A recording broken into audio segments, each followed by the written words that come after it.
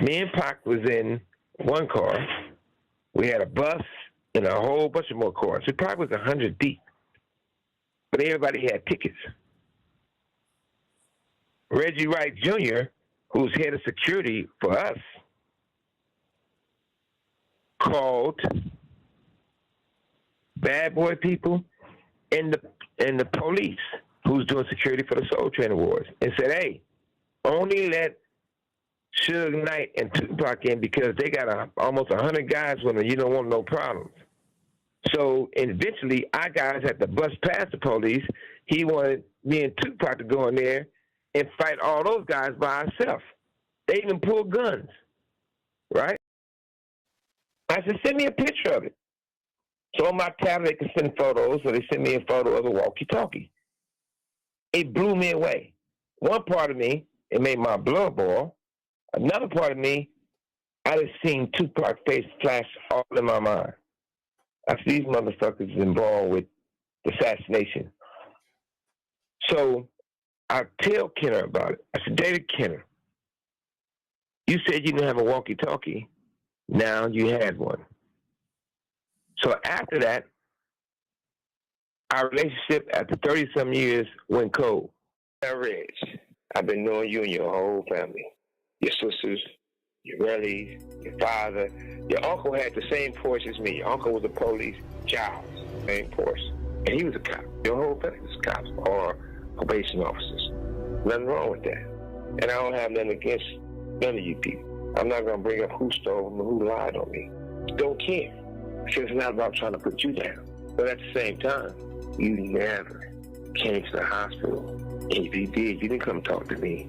I damn sure didn't tell you, oh, Southside Crips that shot us. Reggie Jr. got into some shit. Big Reg wanted me to hire him. He said, give him a job doing anything, right? So I said, well, he can't work for me directly at none of these guys.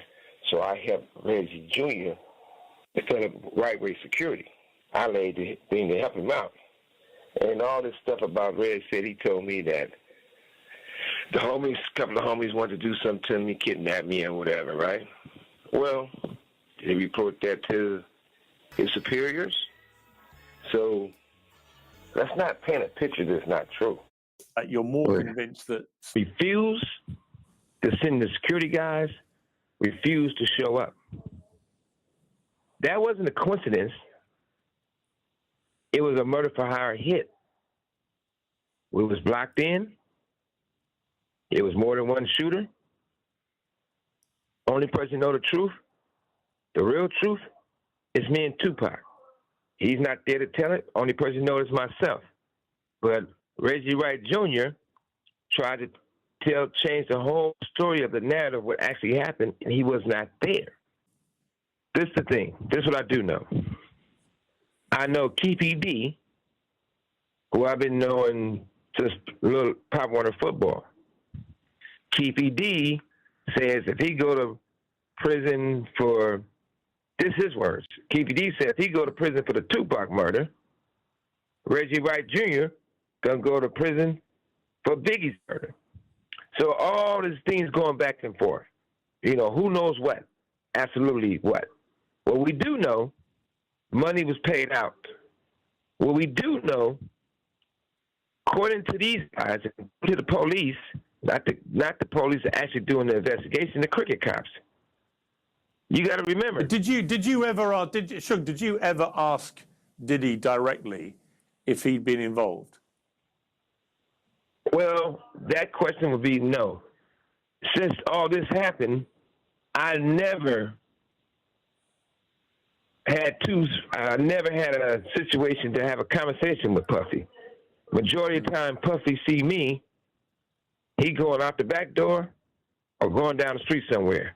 Only time that I ever had a conversation with Puffy, and it wasn't even a real conversation, I was at the Roosevelt Hotel having dinner. Somebody came over to my table and said, Prince wants you to come watch his show right now. I said, Prince performing? I said, yeah.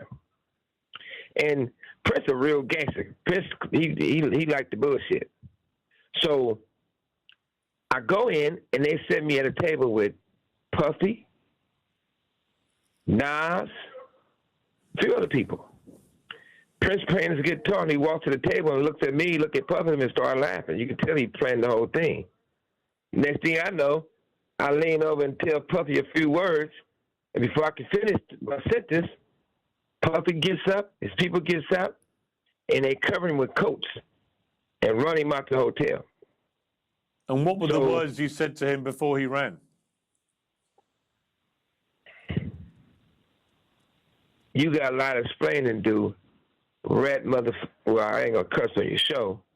I said, you got a lot of explaining to convince me that you didn't have nothing to do what they said you did. So that's that. But you got to remember one thing. I'm not here to bring a person down in hip-hop. The culture of hip-hop is so important, and it was so powerful. It could have been done so great.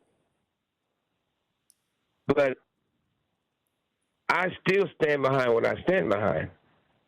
I mean, these. Yeah, but look, I'm going to come to Diddy's case, which I know you have a view about, where you think he should walk, and many people I interviewed Ray J who said the same thing. But obviously you've just revealed a very fascinating moment where you confront P. Diddy in a club when he's known as Puffy at the time, and you basically tell him he's got a lot of explaining to do about the murder of Tupac and the attempted murder of you. I mean, that's a dramatic encounter.